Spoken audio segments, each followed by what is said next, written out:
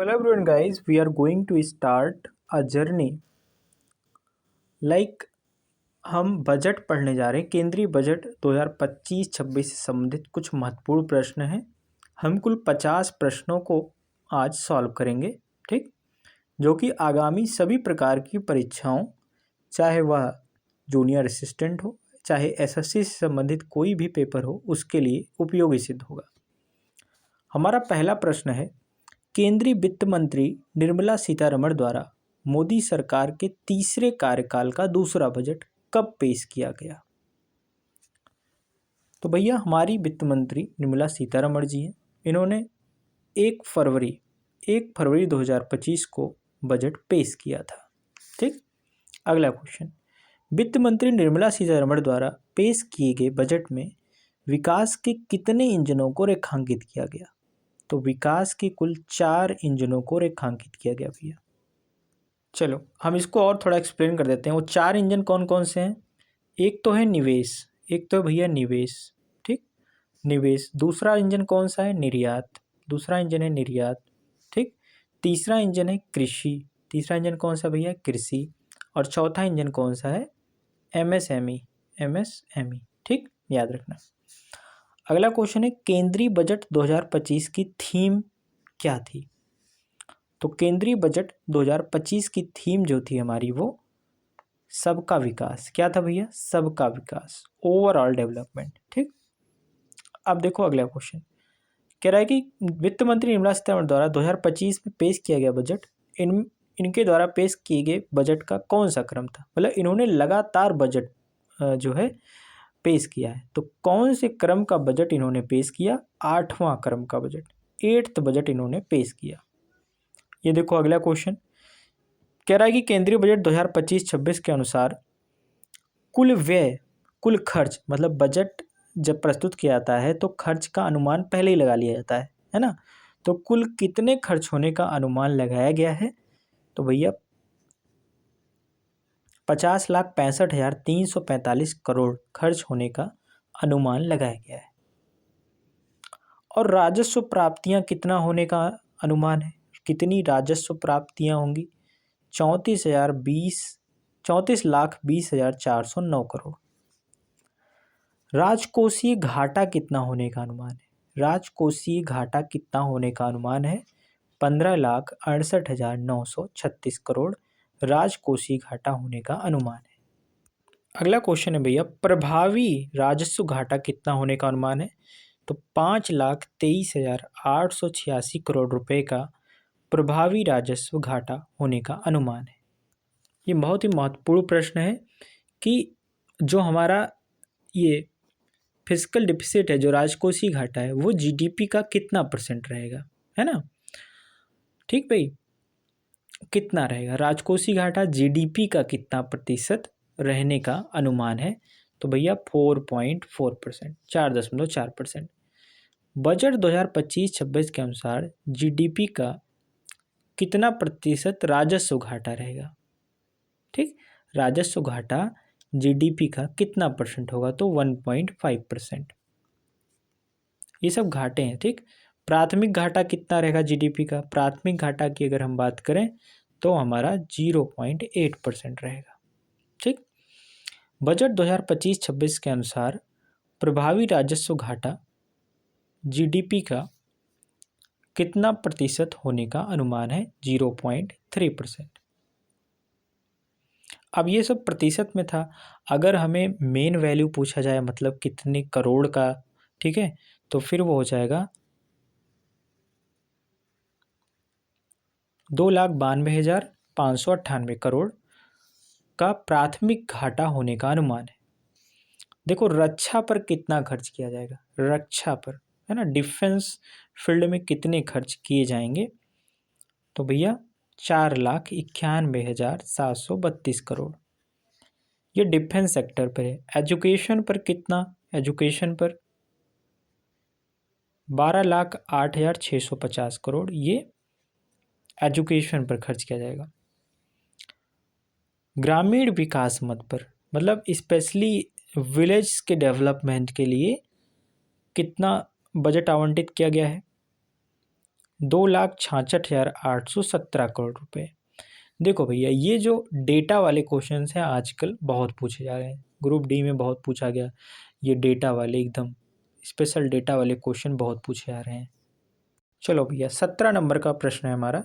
इसमें पूछ रहा है शहरी विकास हेतु, अभी हमने ग्रामीण विकास के लिए देखा, ग्रामीण विकास के लिए कितना देखा, 2,66,817 करोड़, ये हमने ग्रामीण विकास के लिए देखा, ग्रामीण के लिए है ना, विलेज के लिए देखा ये। बट अब हमसे पूछ रहा है कि भैया अर्बन डेवलपमेंट के लिए, शहरी विकास के लिए कितने करोड़ रुपए का खर्च का अनुमान लगाया गया भैया। तो 9,00,000, ठीक है, 6,777 करोड़ खर्च का अनुमान लगाया गया है फॉर अर्बन डेवलपमेंट, शहरी विकास के लिए। अब ये बहुत महत्वपूर्ण प्रश्न है कि 2025-26 के बजट में भारत हेतु रेखांकित 4 इंजनों में प्रथम इंजन का संबंध किस क्षेत्र से है, प्रथम इंजन का संबंध किस क्षेत्र से है, तो भैया कृषि से। किससे? कृषि से। देखो भैया, इसका जो से फर्स्ट सेकंड पूछने लगता है ना, तो पहला देखो, पहला कृषि से हो गया हमारा, और अगर दूसरा पूछ ले तब क्या बताओगे, सेकंड इंजन क्या है, सेकंड इंजन है भैया हमारा एमएसएमई। क्या है भैया? एमएसएमई। अच्छा, अगर थर्ड पूछ ले तो थर्ड क्या बताओगे, थर्ड है हमारा निवेश, थर्ड है हमारा निवेश। और अगर चौथा पूछ ले तो चौथा है हमारा निर्यात। क्या भैया? निर्यात। अगला क्वेश्चन, 2025-26 में प्रथम इंजन के रूप में चयनित कृषि क्षेत्र के तहत कृषि उत्पादकता बढ़ाने हेतु देश के कुल कितने जिलों को शामिल किया गया, मतलब एग्रीकल्चर प्रोडक्टिविटी बढ़ाने के लिए पूरे देश में कुछ जिलों को शामिल किया गया है ना, तो वो कितने जिले शामिल किए गए ये पूछ रहा है। तो लगभग कुल 100 जिलों को शामिल किया गया इसमें।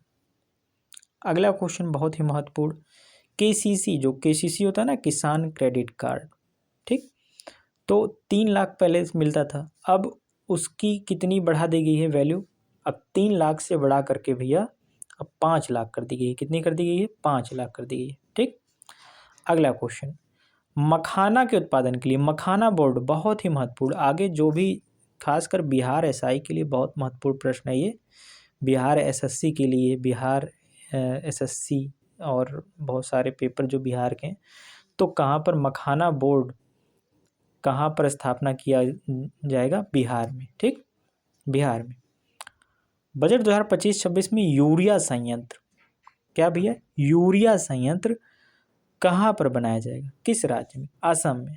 अच्छा, असम का एक और क्वेश्चन बता दें भाई, असम का एक और क्वेश्चन बता दे रहे हैं। देखो, असम ने ना अपना खुद का एक उपग्रह लॉन्च किया अभी जल्दी, तो उस उपग्रह का नाम क्या है भैया? असम सैट नाम है, असम सैट, ठीक, याद रखना। अगला क्वेश्चन क्या है, बजट 2025-26 में विकसित भारत हेतु, है ना, रेखांकित 4 इंजनों में दूसरे इंजन का संबंध किस क्षेत्र से? तो भैया दूसरे इंजन अभी हमने बता दिया ना, पहला इंजन कृषि, दूसरा एमएसएमई, तीसरा निवेश, चौथा निर्यात। दूसरा इंजन पूछ रहा है, तो दूसरा इंजन कौन सा भैया? एमएसएमई। दूसरा इंजन कौन सा है? एमएसएमई, याद रखना, ठीक है, दूसरा है एमएसएमई। और ये जो निवेश है ना भैया, ये निवेश तीसरा है, ठीक।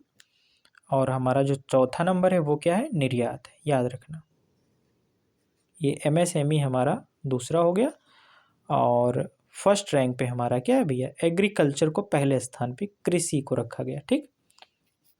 अगला क्वेश्चन बहुत ही महत्वपूर्ण क्वेश्चन है, तो जो एमएसएमई है भैया, एमएसएमई के लिए जो डेप्ट दिया जाएगा, ऋण कवर जो है, वो पहले 5 करोड़ दिया जाता था, ठीक है, तो अभी यूनियन बजट में उस ऋण कवर को कितना बढ़ा दिया गया? तो 10 करोड़ बढ़ा दिया गया, ये घोषणा की गई कि 10 करोड़ बढ़ा दी जाएगी। अगला प्रश्न, बजट 2025-26 में की गई घोषणा के अनुसार किस राज्य में राष्ट्रीय खाद्य प्रौद्योगिकी संस्थान की स्थापना की जाएगी? राष्ट्रीय खाद्य प्रौद्योगिकी संस्थान, ये भी देखो बिहार के एग्जाम के लिए बहुत ही महत्वपूर्ण है, क्योंकि बिहार में ही राष्ट्रीय खाद्य प्रौद्योगिकी संस्थान बनाई जाएगी, है ना भैया। तो बिहार से हमने ये प्रश्न, बिहार में ही क्या बनने जा रहा है भैया? मखाना बोर्ड, मखाना बोर्ड बिहार में ही बनने जा रहा है ना, ये भी महत्वपूर्ण चीज़ है। और बिहार में क्या बनने जा रहा है, राष्ट्रीय खाद्य प्रौद्योगिकी संस्थान की स्थापना भी बिहार में की जाएगी। और दूसरा महत्वपूर्ण क्या है, मखाना बोर्ड। देखो भैया 26 क्वेश्चन में कह रहा है बजट में 4 इंजन में से तीसरा इंजन हमारा निवेश है, चौथा इंजन हमारा निर्यात है। यूडीएएन क्षेत्रीय संपर्क योजना के अंतर्गत कितने नए गंतव्यों को शामिल करने की घोषणा की गई है। न्यू रूट्स को, उड़ान, ये क्या भैया, उड़ान योजना है ना। तो उड़ान योजना के थ्रू कितने नए नए गंतव्यों को शामिल करने की घोषणा की गई है। बहुत ही अच्छा प्रश्न है। तो कुल 120 गंतव्यों को शामिल करने की घोषणा की गई। भारत सरकार ने 2025-26 में कितने डे केयर कैंसर केंद्र खोले जाने की योजना है। डे केयर कैंसर केंद्र, ठीक है, डे केयर कैंसर केंद्र, कितने डे केयर कैंसर केंद्र खोलने की योजना है, तो 200। महत्वपूर्ण प्रश्न भैया, बीमा क्षेत्रों में प्रत्यक्ष विदेशी निवेश को 74% से बढ़ाकर अब कितना कर दिया गया। पहले बीमा क्षेत्र में जो विदेशी निवेश था वो 74% था केवल, अब उसको पूरा 100% कर दिया गया है। कितना प्रतिशत, 100%। भैया हमारा अगला प्रश्न है कि नई कर व्यवस्था के तहत 12 लाख रुपए तक की आय पर कितना आयकर निर्धारित किया गया है। अगर किसी की इनकम 12 लाख रुपए है, ठीक, तो कितना इनकम टैक्स लगेगा। तो भैया 12 लाख रुपए के लिए 15% टैक्स जो है बनाया गया है। तो 12 लाख रुपए के लिए 15% हो गया। अगर पूछ ले कि जीरो टैक्स मतलब कोई टैक्स नहीं देना हुआ, कितने इनकम के लिए, 0 to 4 लाख इनकम के लिए कोई टैक्स नहीं लगेगा, ठीक। 5% टैक्स किसके लिए लगेगा भैया, 4 से 8 लाख का इनकम जिसका रहेगा, 4 लाख to 8 लाख इनकम जिसका रहेगा, उसको 5% टैक्स देना होगा। 10% टैक्स उसको देना होगा जिसकी इनकम 8 लाख से 12 लाख होगी। जिसकी इनकम 8 लाख से 12 लाख होगी उसको 10%, और 15% किसका है, 12 से 16 लाख वालों का, ठीक। तो यही कह रहा है कि 12 लाख रुपए तक की आय पर कितना आयकर निर्धारित किया गया है। तो 8 से 12 के बीच में 10, और ये देखो ये बहुत ही कंफ्यूजिंग क्वेश्चन है, 12 लाख रुपए तक पूछ रहे हैं ना, तो तक मतलब ये 12 से शुरुआत 15% का लगेगा, ठीक। वरिष्ठ नागरिक है ना, वृद्ध जनों के लिए कर कटौती को 50,000 से बढ़ाकर कितना कर दिया गया है, 1 लाख कर दिया गया है, ठीक। केंद्रीय बजट 2025-26 में किराए पर कटने वाले स्रोत पर कर कटौती टीडीएस की सालाना सीमा 2.40 लाख से, मतलब 2,40,000 से बढ़ाकर कितना कर दिया गया है, तो अब 6 लाख सीमा बढ़ा दी गई है, ठीक। ये देखो महत्वपूर्ण, बहुत ही महत्वपूर्ण प्रश्न है ये 33 नंबर। कह रहा है कि आयकर रिटर्न दाखिल करने की समय सीमा पहले 2 साल थी, है ना, तो अब जो आयकर रिटर्न है उसको भरने की जो समय सीमा है वो 2 वर्ष से बढ़ाकर 4 वर्ष कर दी गई है, ठीक। ये भी महत्वपूर्ण है। जल जीवन मिशन, जल शक्ति मंत्रालय के द्वारा जो है जल जीवन मिशन जो है शुरू की गई। तो अब कब तक जो है इसको कंप्लीट करने की घोषणा की गई है, मतलब कब तक ये कंप्लीट कर लिया जाएगा, 2028 तक, 2028 तक। पूछना जाए कि जल जीवन मिशन के लिए कितने रुपए मतलब बजट में आवंटित किए गए, तो भैया 67,000 करोड़, कितने, 67,000 करोड़ रुपए का आवंटन जल जीवन मिशन के लिए किया गया है। अच्छा, अगर मान लो पूछ ले मनरेगा के लिए, भैया मनरेगा के लिए कितना करोड़, तो मनरेगा के लिए 86,000।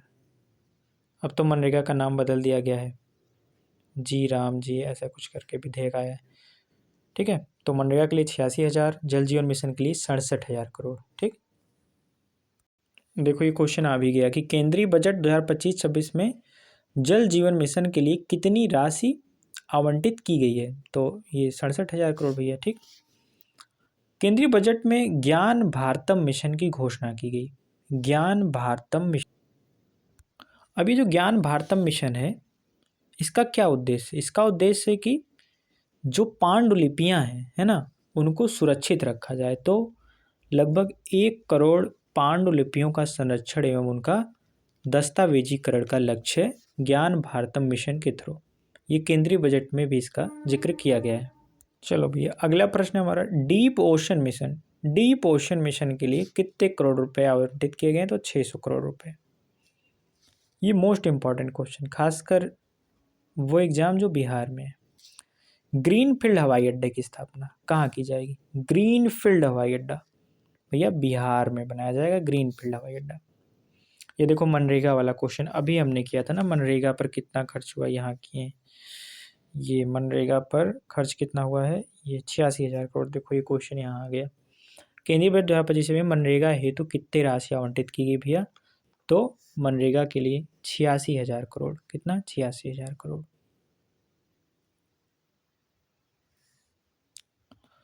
कृषि संदर्भ केंद्रीय बजट 2025-26 का मुख्य फोकस क्या है? मतलब कृषि को तो पहला इंजन माना गया, ठीक, लेकिन कृषि के क्षेत्र में क्या क्या भूमिकाएं दी गई हैं ये सबसे ज़्यादा बताया गया कि कृषि उत्पादकता में वृद्धि और किसानों की आय सुधारने का प्रयास किया जाएगा। महत्वपूर्ण प्रश्न है, केंद्रीय बजट 2025-26 में आत्मनिर्भरता मिशन का फोकस किन दालों पर है? तो जितने भी दाल्स हैं ना सब पर, ये अरहर उड़द मसूर और भी कोई दाल होती तो उसको भी ले लिया था, ये ऑल करेक्ट। ठीक, केंद्रीय बजट 2025-26 में कितनी जीवन रक्षक दवाओं की सीमा शुल्क से पूरी तरह छूट देने की घोषणा की गई है? मतलब कुछ जीवन रक्षक दवाएं हैं जिन पर कोई भी अब सीमा शुल्क नहीं लगेगा। तो वो कितनी दवाएं हैं भैया? कुल 36 दवाएं। दवा से याद आया कि भारत ने अपना पहला एंटीबायोटिक दवा बनाया है। पहला एंटीबायोटिक दवा बनाया है, उसका नाम है एजिथ्रोमाइसिन। एजिथ्रोमाइसिन, ये भी याद रखना भैया। शिक्षा क्षेत्र में एआई को बढ़ावा देने के लिए कितने रुपए की लागत से नया सेंटर ऑफ एक्सीलेंस स्थापित करने की घोषणा की गई है? 500 करोड़। अच्छा, एआई से क्या याद आता है? देखो एआई से दो चीज़ आता है भैया। एआई यूनिवर्सिटी बनने जा रही है। क्या बनने जा रही है भैया? एआई यूनिवर्सिटी कहाँ पे बनने जा रही है? महाराष्ट्र में। महाराष्ट्र में एआई यूनिवर्सिटी बनने जा रही है। ये महत्वपूर्ण प्रश्न है। अच्छा, ये भी पूछा जाए कि एआई स्कूल कहाँ पे बनने जा रहा है भैया? एआई स्कूल जो है हमारा वो केरला में बनने जा रहा है, केरल में। और एआई यूनिवर्सिटी कहाँ बन रही है भैया? एआई यूनिवर्सिटी महाराष्ट्र में। अगला प्रश्न है भैया, कह रहा है कि केंद्र सरकार ने राष्ट्रीय परमाणु ऊर्जा मिशन के तहत किस वर्ष तक 100 गीगावाट परमाणु ऊर्जा उत्पादन करने का लक्ष्य रखा है? 100 गीगावाट परमाणु ऊर्जा, तो 2047 तक। अच्छा, ये बताओ कौन सा देश है जिसने 100 जहाँ पर 100% इलेक्ट्रिक व्हीकल चल रहे हैं? 100% इलेक्ट्रिक व्हीकल है ना भैया? तो नॉर्वे एक ऐसा देश है जहाँ पर 100% इलेक्ट्रिक व्हीकल चल रहे हैं। ठीक, अगला क्वेश्चन, अंतर्राष्ट्रीय व्यापार को बढ़ावा देने हेतु किस एकीकृत डिजिटल प्लेटफॉर्म की स्थापना भारत ने करने की घोषणा की है? किसको बढ़ाने के लिए? इंटरनेशनल ट्रेड को बढ़ाने के लिए डिजिटल प्लेटफॉर्म बनेगा। कौन सा डिजिटल प्लेटफॉर्म बनने जा रहा है? Bharat trade net. ठीक, किस विधेयक के तहत 100 से अधिक प्रावधानों को अपराध मुक्त करने का प्रस्ताव है? तो भैया जन विश्वास विधेयक 2.0 के थ्रू। भारत ने 2025 के लिए संयुक्त राष्ट्र बजट में कितने मिलियन डॉलर का योगदान दिया है? ठीक, कितने मिलियन डॉलर का भारत ने योगदान दिया है? तो 37.64 मिलियन डॉलर का योगदान दिया है। केंद्रीय वित्त मंत्री ने आधारभूत भूस्थानिक अवसंरचना और डेटा विकसित करने के लिए किस मिशन की घोषणा की है? किस मिशन की घोषणा की है भैया? राष्ट्रीय भूस्थानिक मिशन। अच्छा, अडानी ने अभी पूरे विश्व का सबसे बड़ा डेटा सेंटर बनाने की घोषणा की है। कहाँ पर की है भैया? कहाँ पर की है? जामनगर में बनने जा रहा है, जामनगर। अब जामनगर कहाँ है बेटे? जामनगर है हमारा गुजरात में। केंद्रीय बजट 2025-26 में किन समूहों पर ध्यान केंद्रित करते हुए विकास उपायों का प्रस्ताव किया गया है? कौन कौन सी चीज़ें हैं जिन पर सब पर, गरीब, युवा, अन्नदाता, नारी, सब पर, ठीक। हमारा 50वां और अंतिम प्रश्न है कि केंद्रीय बजट 2025-26 द्वारा जारी आंकड़ों के अनुसार 2025-26 में सबसे ज़्यादा खर्च किस क्षेत्र में किया जाएगा। बहुत ही महत्वपूर्ण प्रश्न है। सबसे ज़्यादा खर्च जो है रक्षा क्षेत्र में किया जाएगा, ठीक। तो भैया हमने ये 50 प्रश्न पूरे किए हैं। कैसा लगा ये बताना है, और भैया कोई कमी रह गई हो ये भी बताना है कमेंट करके। जो हमारा अगला टॉपिक रहने वाला है वो आर्थिक सर्वेक्षण रहने वाला है, ठीक। कल हम लोग आर्थिक सर्वेक्षण से संबंधित 50 प्रश्नों को करेंगे। तब तक के लिए धन्यवाद।